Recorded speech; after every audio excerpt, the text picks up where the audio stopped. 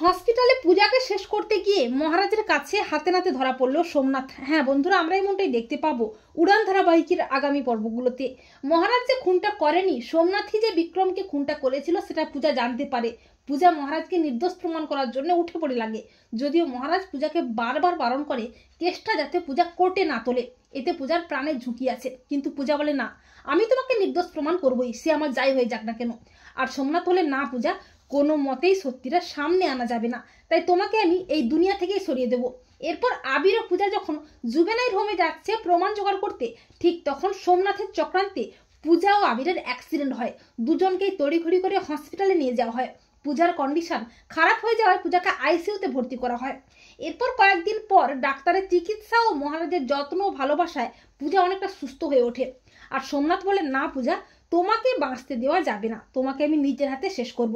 এই বলে সোমনাথ হসপিটালে আসে। আর যখন পূজার কেবিনে কেউ থাকে না, সেই সুযোগে সোমনাথ আসে পূজার কেবিনে পূজাকে শেষ করতে। সোমনাথ একটা ছুরি নিয়ে আসে আর বলে পূজা, তোমাকে তো বাঁচতে দিলে চলবে না, তুমি বাঁচলে আমি শেষ হয়ে যাব, তাই তোমাকে আমি নিজের হাতে শেষ করব।